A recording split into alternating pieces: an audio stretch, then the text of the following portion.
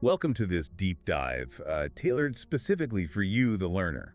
Today we're exploring some really fascinating ideas about our relationships. That's right. We're looking at, how we actually perceive and connect with people, drawing on some core psychological concepts. It's about understanding who we let into our lives, isn't it? Yeah, And the dynamics that play out once they're there. exactly.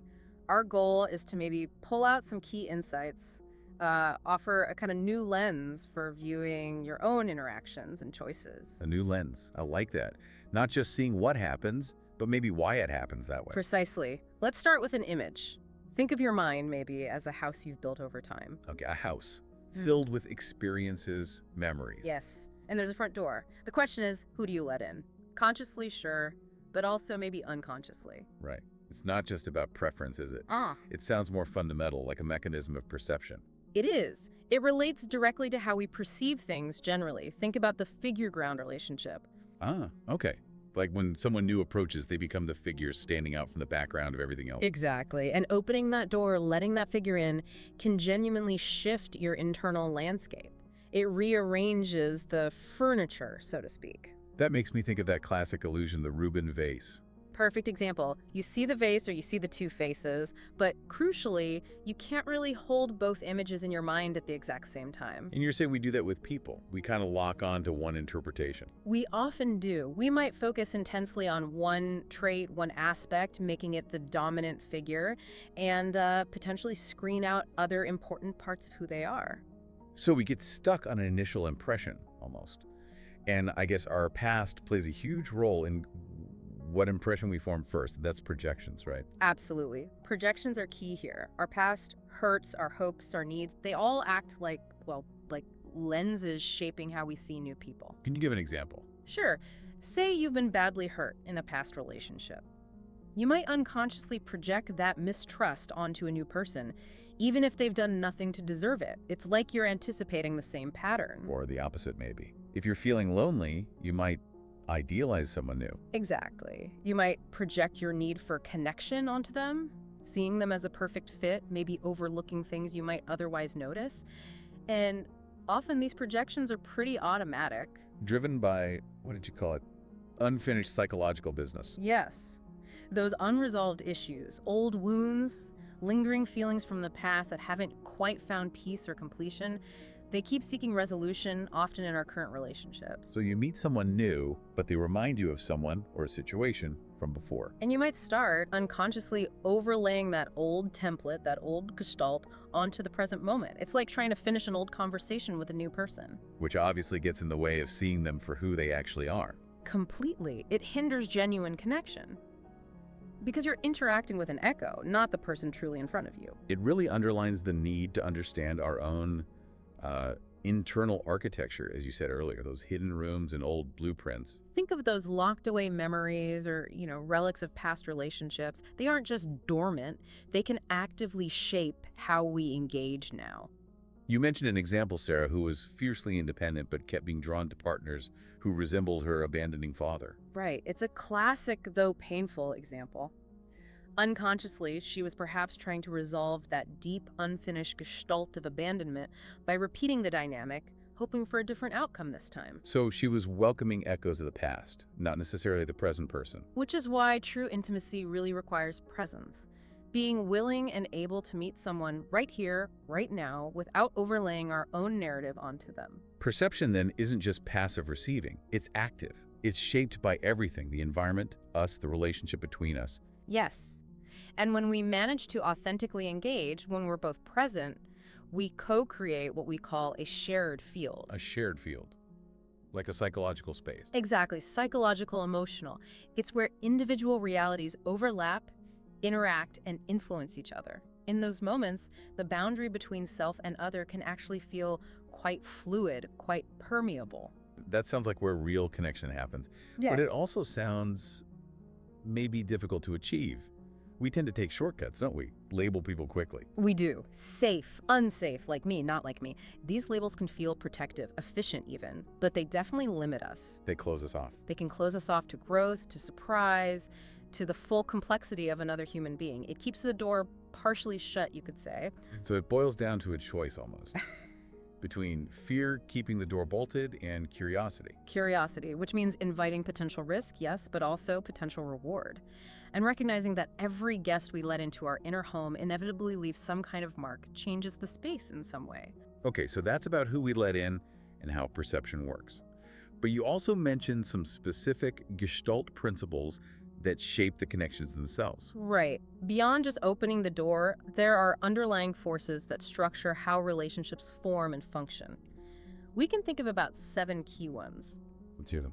Okay, so there's the field, wholeness, closure, attention, insight, isomorphism, and finally, contact. Wow, okay. Lots to unpack there. Where should we start? Let's start with the field of interaction. Imagine that first meeting. Right away, a dynamic field is created. It's psychological, emotional, maybe even spiritual. And in this field, we're influencing each other from the get-go. Instantly. The field is really the totality of the circumstances, everything present in that moment, and it's incredibly fluid. Fluid how? It changes based on where we put our attention, what our intentions are, how authentically we're showing up. Think about talking to someone who's half listening versus someone fully engaged. You can feel the difference. One feels like separate fields, the other like they're merging. Exactly. When there's curiosity and openness, the fields merge, and you get resonance. And that connects to isomorphism. Isomorphism. Sounds complex. It just means a similarity of form or structure. Yeah. In relationships, it's about the alignment of our internal structures, our values, beliefs, emotional patterns. Ah, okay. So that feeling when you just click with someone, Uh-huh. like puzzle pieces fitting. That's often isomorphism, yes. Shared passions, similar ways of seeing the world, it makes communication flow, builds understanding. Think about trying to connect over a shared deep passion versus one person seeing it as just a casual hobby. Right. The level of internal alignment differs. Yeah. But what happens when fields clash, when there are big differences? That's where wholeness comes in. It's the principle of seeing the other person as a complete, integrated whole, not just a collection of traits or labels we might initially notice. Because we do tend to simplify, don't we? Slap on a label introvert, optimist, difficult. We do. And those labels strip away so much nuance. Wholeness encourages us to look deeper, to grasp the underlying patterns, maybe their resilience despite hardship, or a hidden vulnerability beneath a tough exterior. It's about seeing the whole person. How do we actually do that? It sounds like it requires effort. It does. It means consciously suspending judgment, resisting those quick categorizations, trying to cultivate what we might call pure awareness. Pure awareness. Just observing without imposing our own filters or wishes, seeing someone as they are in this moment, like appreciating a whole painting, not just focusing on one brushstroke you don't like. Seeing the whole picture. Okay. But you also mentioned closure. How does that fit into building closeness? Well, we have this fundamental human drive towards completion. Psychologically, we tend to remember unfinished things better than finished ones. That's the Zeigarnik effect. Like an unresolved argument that just keeps buzzing in your head. Exactly. In relationships, lingering doubts, unspoken feelings, conflicts left hanging, they create tension. They leave things feeling incomplete, unsettled. So closure isn't necessarily about agreeing on everything. Not at all. It's more about acknowledging and accepting what is. Finding a way to integrate the experience, even difficult ones. If a loved one moves away, for instance, closure might mean reframing the loss into cherishing the memories, accepting the new reality. And this applies on different levels. Personal stuff, relationship issues. Yes. Finding closure with our own fears or insecurities, resolving relational conflicts, even coming to terms with larger existential uncertainties, this creates a more stable ground for authentic connection. And achieving closure, or even seeing wholeness, seems to depend heavily on attention. Absolutely. Attention is the director of our awareness. It determines what we perceive, how we interpret it, and how we respond. It shapes our reality within the relationship. Like the cocktail party effect, tuning into one conversation amidst the noise. Precisely. In relationships, giving someone our undivided attention signals their importance. It validates them, it allows for deeper understanding. Divided attention, well, it erodes connection pretty quickly. We've all felt that trying to talk to someone glued to their phone. Right, and it's not just the amount of attention, but the quality. Mindful attention, being fully present, listening not just to words, but to tone, body language. That's what really builds trust, empathy, intimacy. And it's often in those moments of focused attention that insight can happen, that aha moment. Yes, insight is that sudden shift in understanding, a new perspective dawning. It often arises from that interplay of tension and release we talked about, mirroring the Gestalt cycle of experience. Can you give an example in a relationship context? Think of someone, let's call her Emma, who always felt inadequate in her friendships. Through reflection, maybe therapy, she has an insight. This feeling isn't really about her current friends. It stems from feeling rejected by peers in childhood. Ah, so the insight helps her separate the past from the present. Exactly. It allows her to challenge that old narrative and see her current relationships more clearly, opening up new ways of relating. Insights break old patterns. Okay, so field, wholeness, closure, attention, insight. It feels like they're all building towards something. Is that contact? Precisely. Contact is the culmination. It's the point where two individuals truly meet at the boundary between self and other. It's where authentic exchange and transformation can happen. It sounds like the peak moment of connection. It often is. It requires everything we've discussed. Being present in the shared field, seeing the wholeness of the other, having moved towards closure on relevant issues, paying mindful attention, being open to insight, and crucially, it requires vulnerability. Showing up authentically without the usual defenses. Yes. Honesty, courage, it's in contact that barriers can dissolve and we can experience a profound sense of shared humanity, of unity. But contact isn't a permanent state. It's not like you achieve it and stay there. It ebbs and flows. Relationships require continuous nurturing, attention, and adaptation to allow for moments of true contact to happen again and again. That makes sense. It's dynamic. Okay, this framework is really helpful for understanding the how of connection. But you hinted earlier about shifting the question. Yes, moving beyond just who do I let in to something deeper. Who am I becoming through the connections I choose? Seeing closeness not just as an endpoint, but as a threshold for transformation. A threshold implying that crossing it changes us. Exactly. Think about it. Our sense of self isn't fixed. It's shaped constantly by the relational fields we inhabit. Every significant connection alters us in some way.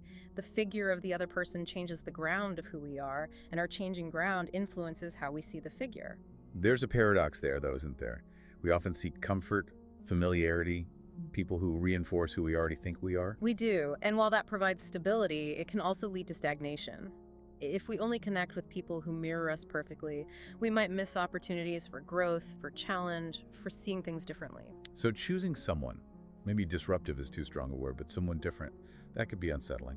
It can be very unsettling. It might create dissonance, challenge our assumptions, force us to question our boundaries, but that very discomfort can be the catalyst for integration, for expanding our own wholeness. It's that tension again, reconciling the need for safety with the possibility of expansion.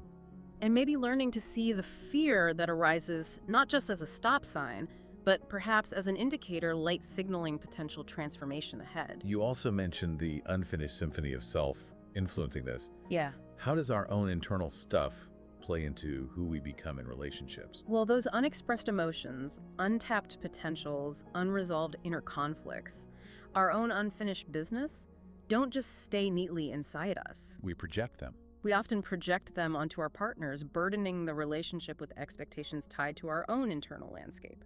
Like the example of Mark, seeking partners who mirrored critical parents, hoping to somehow fix the past through the present relationship. But the real healing has to be internal, right? Confronting those fragmented parts within himself.